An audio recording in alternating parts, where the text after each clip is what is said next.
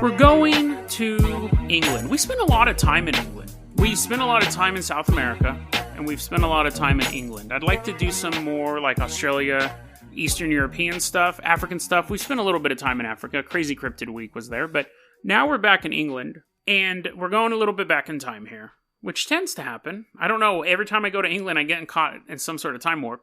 1920s. Now, in Gillingham, England, which is in the state, they don't call them states over there or whatever.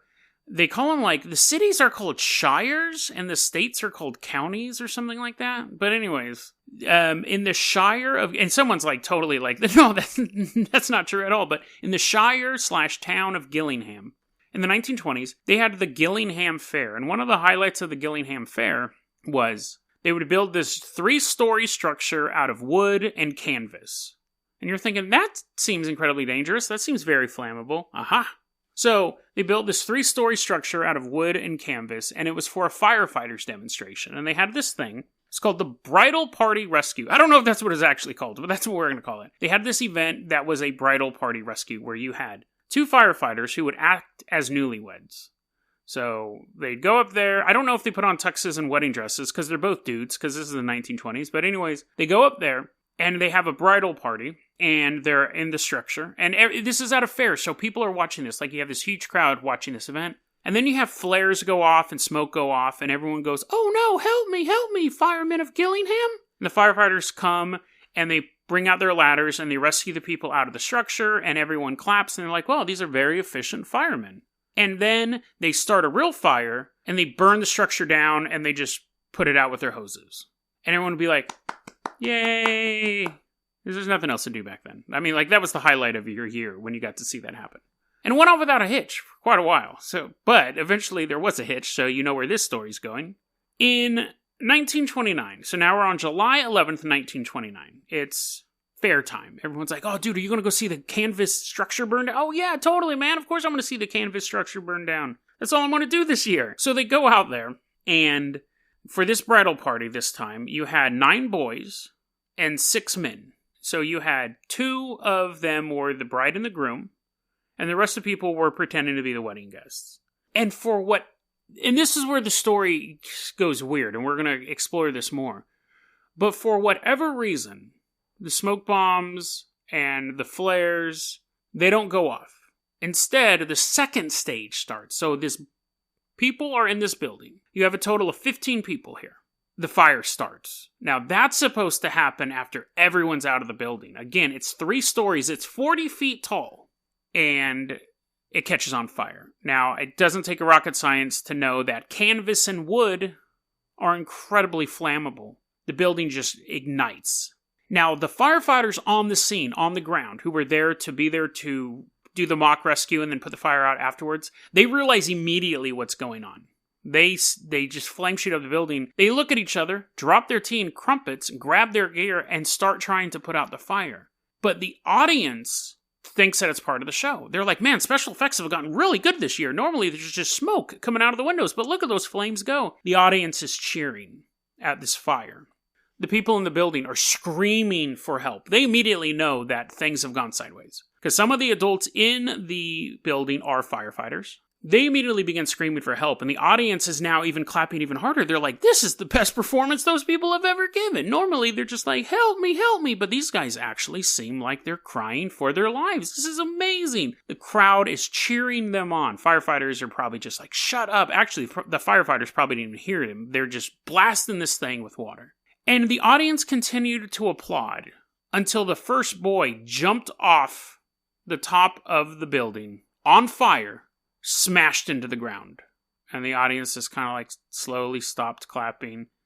They're watching this, and then another boy jumps out of the building on fire, crashes into the ground. Of the people who were there, so there was 15 people in the building. Of the people who were there, 13 of them died at the scene. Horribly burned, choked out on smoke. 2 of them leapt to their deaths on fire. 2 were severely injured, and then they died later. So out of the 15 people in the building, all 15 died. They don't know how the fire started. They don't know who started the fire. They don't know what happened at the event. They just know it was this horrible tragedy. Basically, the city shut down. There was this huge funeral. They're all buried in the same location. So I read about that event, and I was like, that's just a tragic event. But what's weird, it is weird that all this time we don't know who started the fire. Like, you think that would be one detail you would know. Because there's someone's job was to start the fire. Because they're firemen. They're not, like, mucking about. They're not just, like, throwing matches and stuff waiting to go off. It's a very controlled burn. But no firefighter was ever accused or brought to trial or anything like that. The fire just started. And you go, okay, just a tragic coincidence, technological failure, whatever. 22 years later, in the same town, shire of Gillingham, there was a bus and a street light. Out of all the street lights in the world that could have went out, one street light goes off. Bus drivers driving down the road.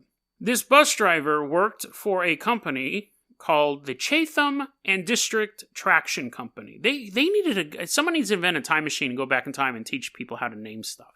The Chatham and District Traction Company, which you can actually shorten District Traction to Distraction, oddly enough. The street light's out. Bus drivers are going down the road. Now, normally it wouldn't be a huge issue, but something else was going on in the street. And also, the bus driver had his side lights on, but he didn't have his headlights on, which was actually, at the time, totally legal. You didn't have to drive their headlights on. And this was later, obviously, and that's why the street light being out, him not having headlights on, is an issue. While he's driving this bus down the road, there is a march. There is a parade of 52 young kids of the Royal Marines Volunteer Cadet Corps between the ages of 9 and 13, marching down the street in their nice little uniforms. They're dark uniforms. That doesn't help. He doesn't see them with the streetlight being out and him not having any headlights. He plows into him. The bus driver didn't even know he hit him. It was a double-decker bus, and they're little kids. So, I mean, it's as tragic as that is. I mean, it'd be hard to see. He runs over him, and he doesn't even realize that he has hit anything until he started to feel the car wobbling like he was driving over loose stones, which would have been bodies caught up in the wheels. Witnesses at the scene say, we don't believe that, because the minute he impacted them, you just hear it screaming everywhere. They believe that he knew much quicker that he had hit these kids and for whatever reason kept going. Now, you're driving a bus down the road, and there's 52 kids marching in the intersection. You have to have... This is school shooter numbers of the damage he did. Like, I imagine if a bus hits a bunch of kids, at a certain point, they're going to start moving out of the way, or if he hits them broadside, he's only going to take out a chunk of them. Out of 52 kids, 24 killed, 18 injured. So more than half of the kids in that group got ran over. Or maybe a couple got trampled. At the time, it was the highest loss of life in any road accident in British history. I saw both of these events, and I thought, yes, coincidence. Both of these events relied on just a little problem. And we see that with a lot of stuff. Like plane crashes, they can say it was just this one instrument, or this could have been prevented if just this one little piece was in place, or whatever. But it seems chilling that both of these events, separated by 22 years in the same city, with mass loss of life of a lot of kids, both happened through happenstance. They both happened by sheer bad luck. Him not having his headlights on, like I said, that was legal at the time, so that probably wouldn't have made an issue, but the street light going out, and him running over the kids, and then the fire, mysteriously being set before it was supposed to, and nobody was ever held accountable for that. I looked at these two things, and I thought, this sounds very like Derry, Maine. This sounds very like a Pennywise type situation. And I started now, again, a lot of times people go, man, you're really skeptical. But I don't always start off like that. So with this, I go, they were 22 years apart. Let's see what happened 22 years after the bus accident. Let's see what happened 22 years before the Gillingham fire. Like, I tried to look for some sort of pattern, some sort of Pennywise style pattern. I couldn't find any, to be fair. But it does seem, in that short amount of time that all these kids were killed, it really does give the two stories a connected, really creepy vibe. And not only were mass amounts of kids killed, but the way they were killed was terribly brutal. Is it possible that the town of Gillingham is powering itself from the torment and death of children? If I wanted a libel lawsuit, I would say definitely.